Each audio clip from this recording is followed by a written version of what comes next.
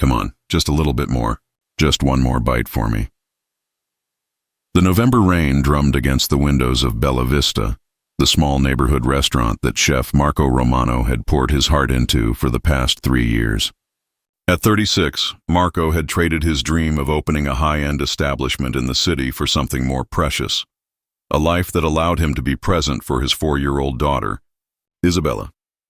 The restaurant was nearly empty this Tuesday evening, just the way Marco preferred it on weeknights. It gave him time to experiment with new recipes while Isabella colored at the corner table, her curly blonde hair catching the warm light from the Edison bulbs he had installed himself. "Papa, I'm hungry," Isabella announced, looking up from her drawing of what appeared to be a very purple elephant. "What would my little chef like tonight?" Marco asked, wiping his hands on his apron as he approached her table. "Can you make the soup that tastes like hugs?" she requested, referring to the butternut squash soup he had created specifically for her, seasoned with just a hint of cinnamon and vanilla. "Of course, Piccola," Marco smiled, kissing the top of her head. "But first, let Papa finish prep for tomorrow." As Marco returned to his kitchen, the restaurant's front door chimed. He looked up to see a woman in an expensive navy suit entering with a baby carrier. Even from across the restaurant, he could hear the infant crying and notice the woman's obvious distress as she struggled with an umbrella, her briefcase, and the carrier. The woman appeared to be in her late 30s, with blonde hair pulled back in a precise bun that was now slightly disheveled from the rain. Her suit was clearly designer, but her face showed the exhaustion of someone who had been pushed beyond their limits. "Excuse me?" she called out, her voice strained. "Are you still open?" Marco glanced at the clock.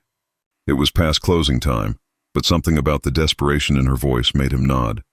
"Of course. Please have a seat wherever you'd like." The woman, whose name was Catherine Blackwell, chose a table near the kitchen and carefully set down the baby carrier. The infant inside was perhaps 6 months old, with dark hair and the kind of powerful cry that suggested serious displeasure with the world. Catherine had built Blackwell Enterprises from a small consulting firm into a billion-dollar corporation over the past 15 years.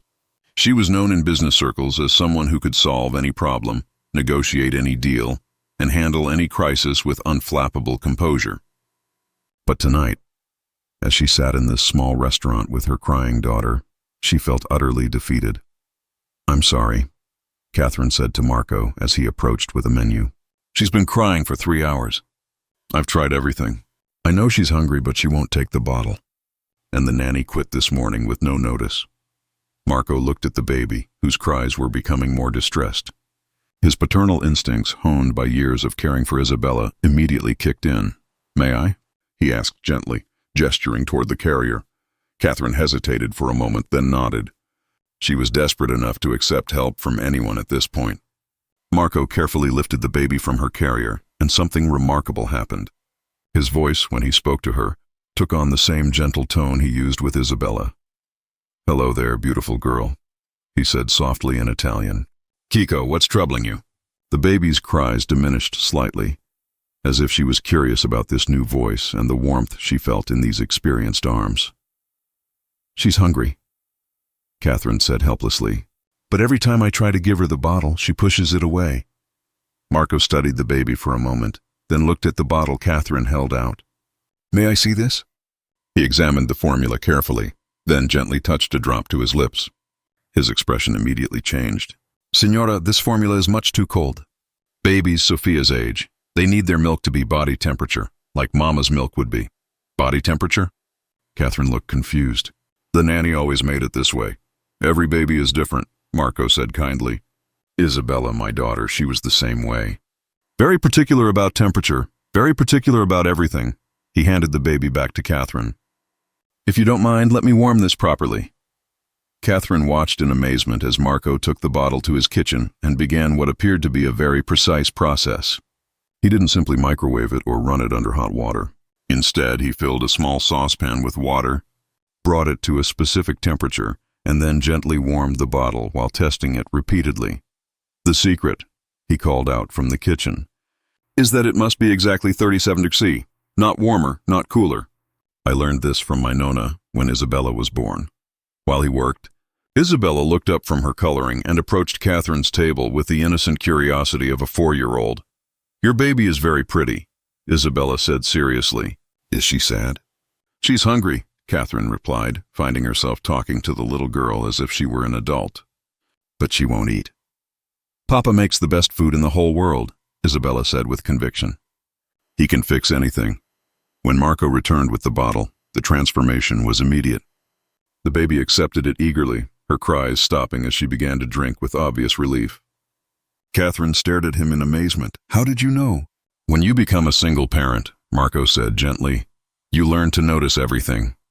Every cry means something different. Every behavior has a reason. Single parent, Catherine repeated quietly.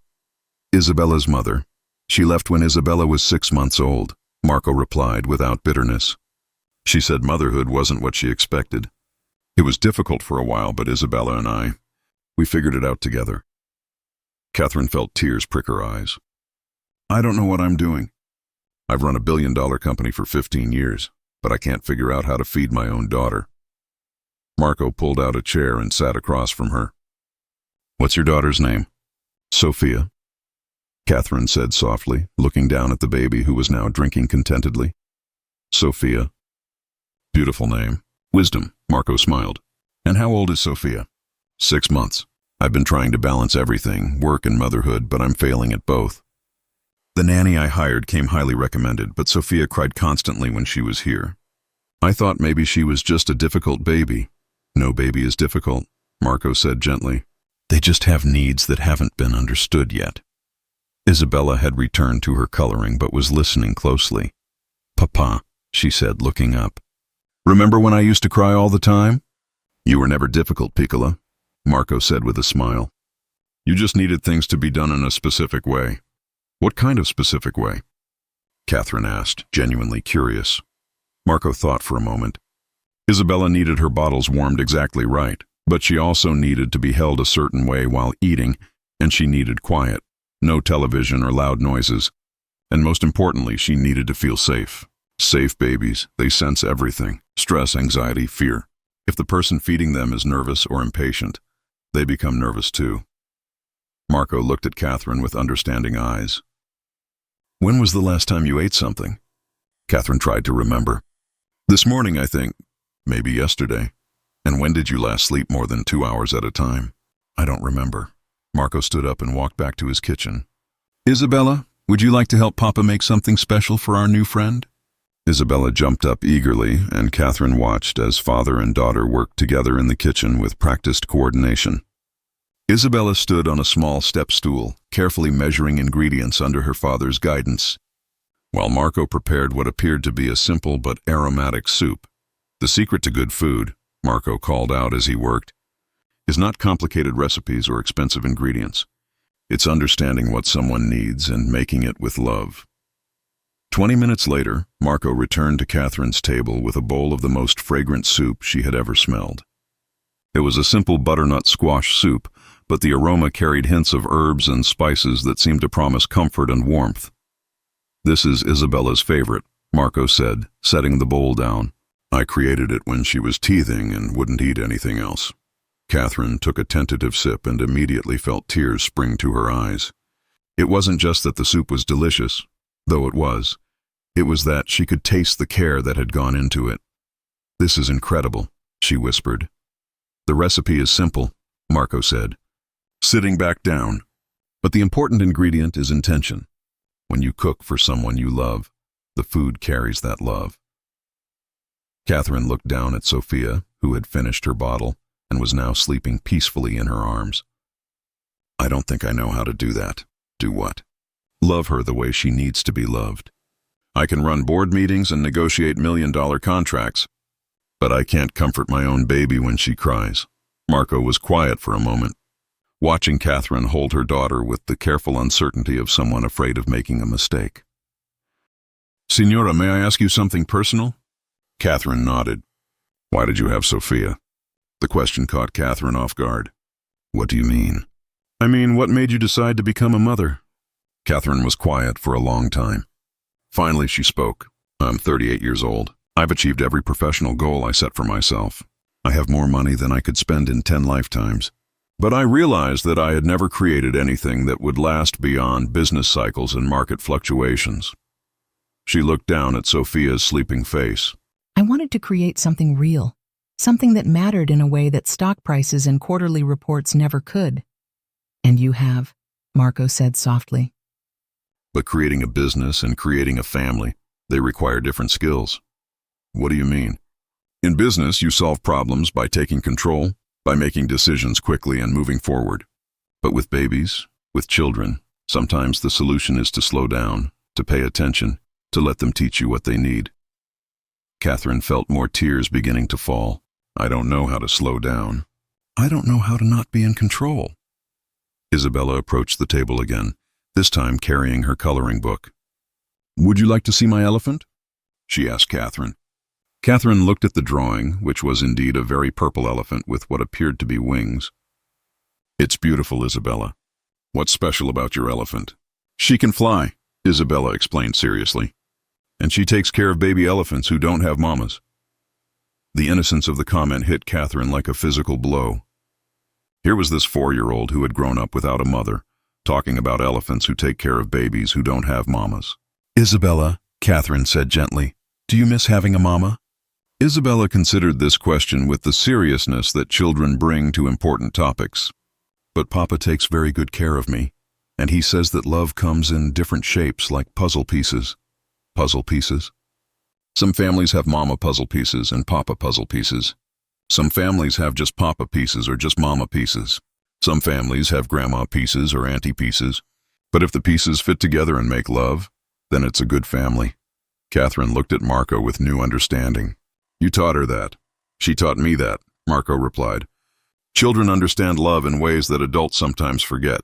Over the next hour, as Catherine finished her soup and Sophia continued to sleep peacefully, Marco shared stories about the early days of single parenthood, the sleepless nights, the constant worry, the gradual learning process of understanding what Isabella needed.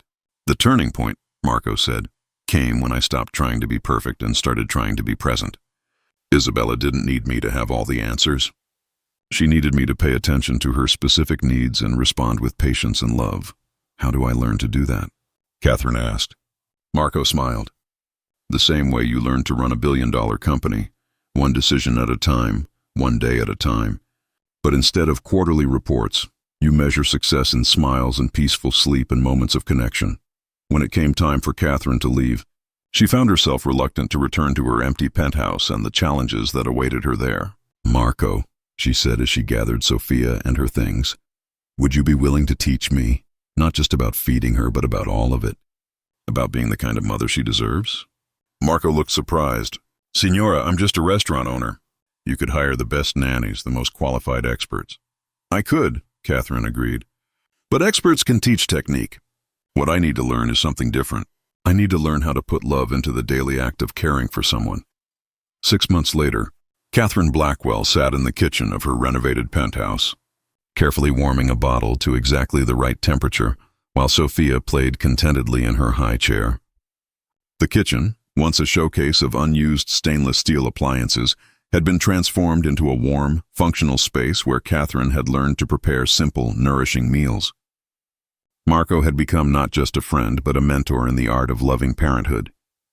Every week, Catherine would bring Sophia to Bella Vista, where Isabella would play with the baby while Marco taught Catherine new recipes and new approaches to balancing work and family.